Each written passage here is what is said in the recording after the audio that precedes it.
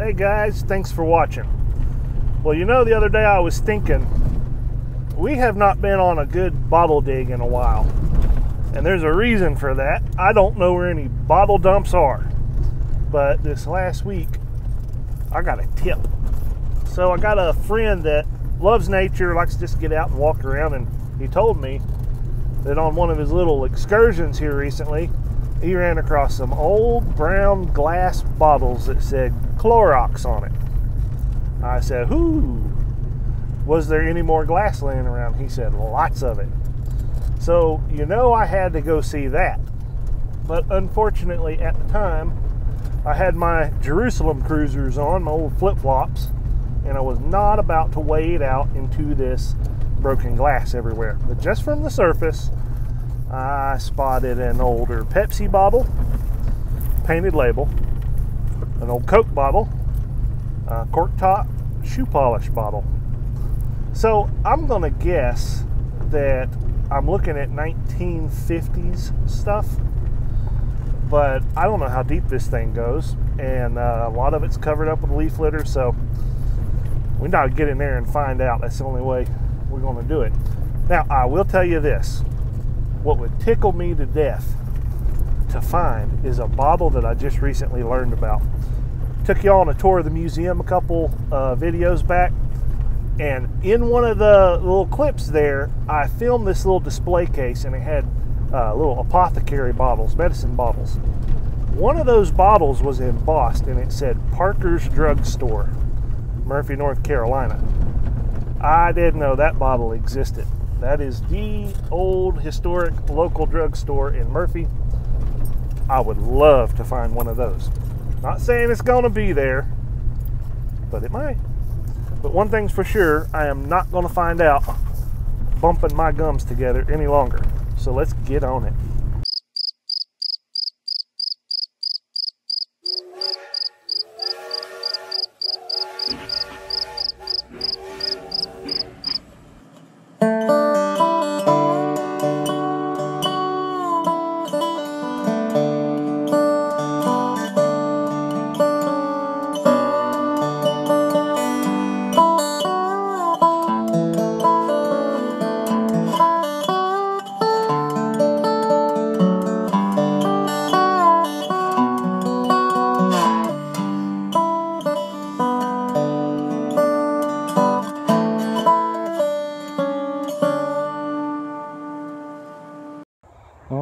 Well, here is the location, and first indications is some tin and some glass, but the main bulk of it is right down there. So let's get down there and see what we can see. There was a deer sitting right behind that. Scared the poop out of me. That thing jumped up. I walked all the way right through there and never saw that thing. It was sitting right there. Anyway, it's up there now, barking at me. Yeah, deer bark. First Clorox bottle. Just sitting right there in the leaves. Here are the tools I'm going to be using. I probably should have a rake, but there's a lot of surface stuff to go through today. So there's a probe that Steve Younger made for me. I'm finally getting to use it. Alright, so here is the main bulk of it. There's a lot sitting in there, and it goes all the way down through there. Our first little visit, I set these aside. There's a Asheville, North Carolina, a Coke, Pat D. I'm going to have to learn a little bit about these bottles as we go along, and any of you guys that know, because I know a lot of you know better than I do, will be able to ID those that maybe I don't. There's that painted label Pepsi. And I noticed, I was looking online, some of these have a town on it, but I don't know where, and I don't know if that would be painted. I'm assuming maybe it would be. Anyway. And there was a shoe polish bottle somewhere, but I tell you what, I'm going to ease down in here. When I get on something real interesting, I'll show you. Alright guys, just a quick tip on dating these bottles if you're a novice like I am. The important wording on the old Coke bottles is right here. This Pat D 10 looks like 5529, I believe. Sorry. Okay, that dates this bottle from 1938 to 1951. This one's identical to that. The Pepsi bottle's a little bit easier. There's a few rarities out there, so you have to really kind of study, but it's pretty easy because if you look at the bottom, you look for that letter, and then the two numbers just to the right of that letter A, 58, generally indicate the year, 1958. So not as old, but I think I'm right on. The Coke bottles might be 40s, but this dump so far, the sodas anyway, it look like they're coming from the 50s, but I think there's some older stuff in there. So hope that helps you ID the bottles a little bit better. I'm learning as I go. Alright, so here's what we've got so far. I've found a couple Cokes. I haven't ventured up in here. It's real light going, but you can see Coke bottle, Coke bottle, Coke bottle. And there's a mason jar with the lid still attached. Kind of working around the perimeter. There's a couple Cokes. I'll tell you what, I'm stepping light. There's a lot of broken glass around here. Well, that Coke's broken. It's probably going to be in Asheville. That's what they've all been so far. Yep. Let's see if that one's whole. Keeping an eye out for copperheads too. Let's see. Oh, broken.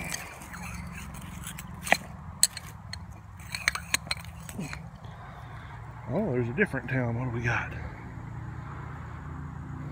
Greenwood, South Carolina. I would like to have that one. I've not even heard of that one before. Greenwood, and it's a Pat D as well. So there's a little bit more modern stuff. Some light bulbs.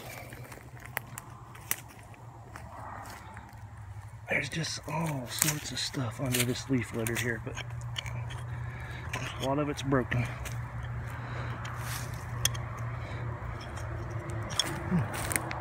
Ooh, thought I had a bee on me. That looks like a ketchup bottle. Yeah. I'd say it's what it was.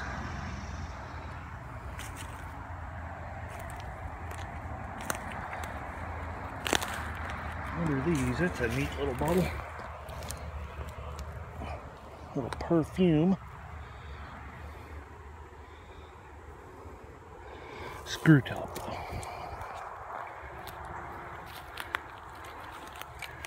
My friend did just pick up a broken Dr. Caldwell's.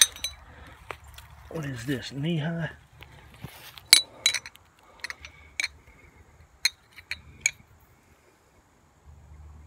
I think that's knee-high. Could be wrong on that one.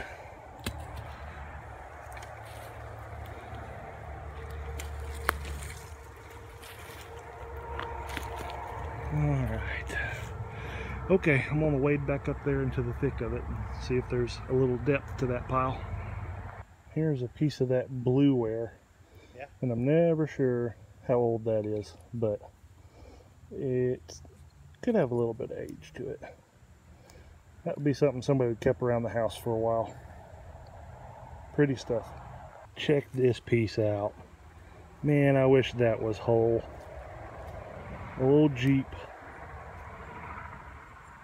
Maybe an Avon bottle.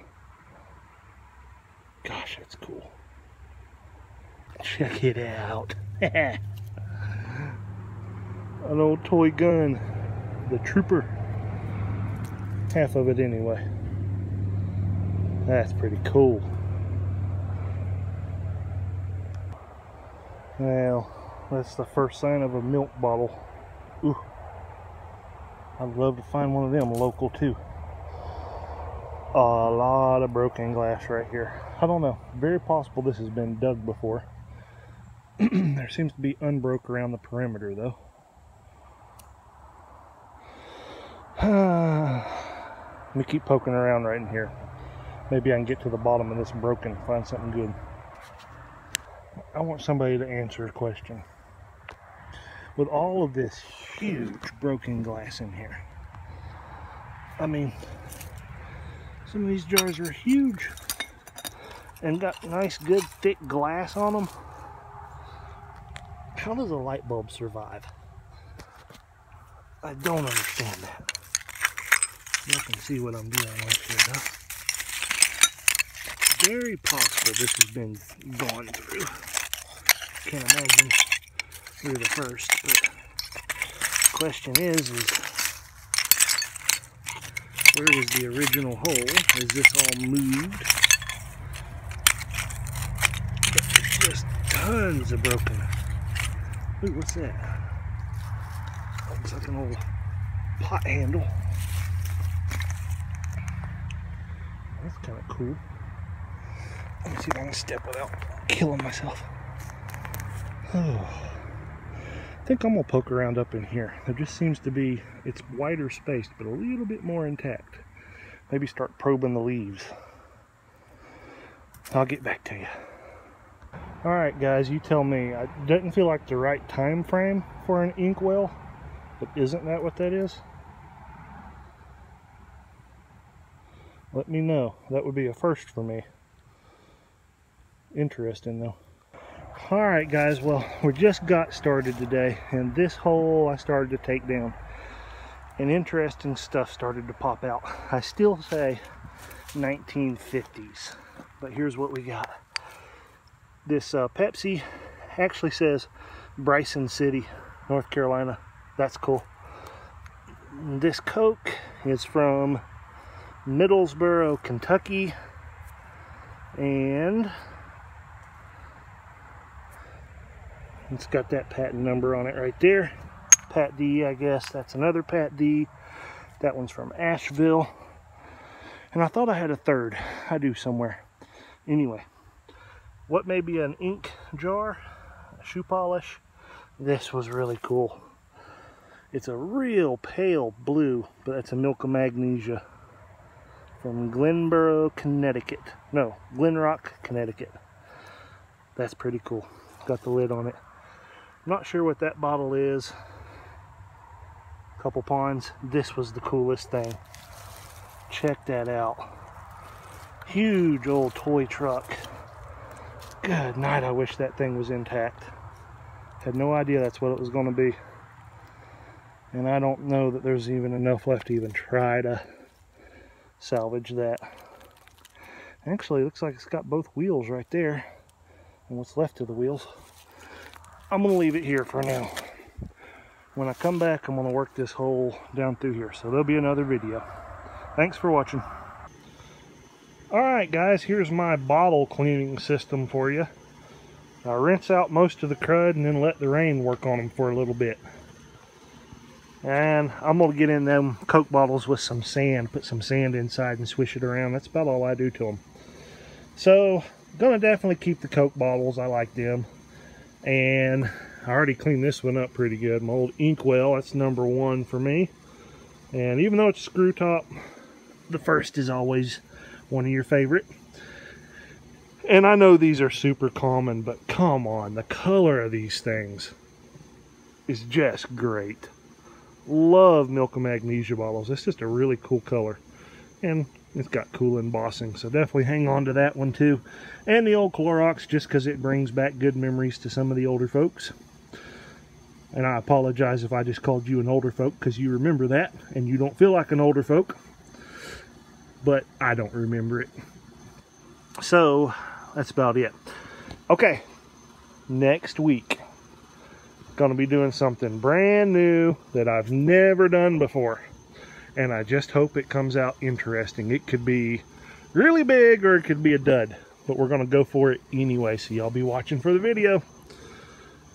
From the mountains of North Carolina, y'all take care. We'll see you next week. Well, if you thought you were going to get away without a history clip, you were watching the wrong channel. I need to bat a little cleanup on a find I made last week. Now this heel plate is a really sought after relic by detectorists, and a lot of you guys got real excited when I found it. I did too. Well, why all the excitement? It has to do with the story that circulates around this heel plate. And it's a story that I think is more fiction than fact, but it still makes for an interesting find. The story goes that prostitutes, women of the night in particular, would wear the heart-shaped heel plate, and as they walked the dusty streets of town, they would leave their footprints for the male customers to follow to the house that they were working out of. Well, here's my problem with that story. Whoever is making these heel plates wants to sell as many as possible. Now, the vast majority of women back in the 1800s were not prostitutes. They were good, upstanding women. And if prostitutes alone were using this heel plate to send a message, they would want absolutely nothing to do with this. So sales would be very minimum for this particular heel plate. Now, here's the only caveat, and maybe where I think the story originated from. Civil War camps. A lot of women followed the Civil War soldiers when they went to camp. They would need clothes washed and food cooked, and also they served as nurses. And so there were a lot of women around a camp, and some of those women were prostitutes. So in a situation like that, being able to easily identify yourself, you got to remember prostitution was still illegal. So you couldn't exactly hang a sign up on your tent. Possibly these heel plates were used to transmit a message without using words. Just my thoughts on it, but a cool find nonetheless.